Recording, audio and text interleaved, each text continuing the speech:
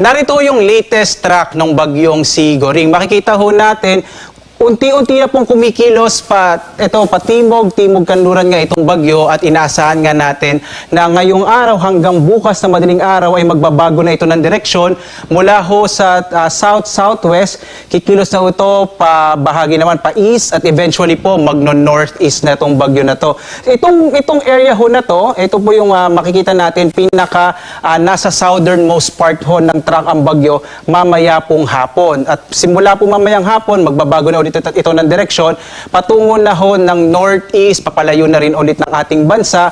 Ito yung kanyang looping na tinatawag ho natin. At eventually ho, bandang araw ng Lunes o bukas, ina-expect ho natin magsisimula itong kumilos pa Hilaga at eventually po ay hilagang kanluran na northwestward.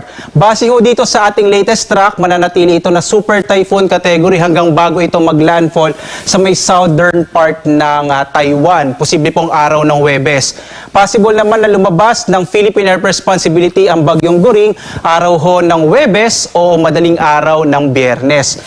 Muli po, nakikita natin na mananatili ito sa super typhoon category kaya ho yung bahagi nitong bahagi ho ng northern and central Luzon, yung eastern section ng northern central Luzon, partikular na sa Cagayan, Isabela, Aurora, ito po yung makakaranas ng mga bugso ng hangin, malalakas na ulan dulot ng bagyong Goring.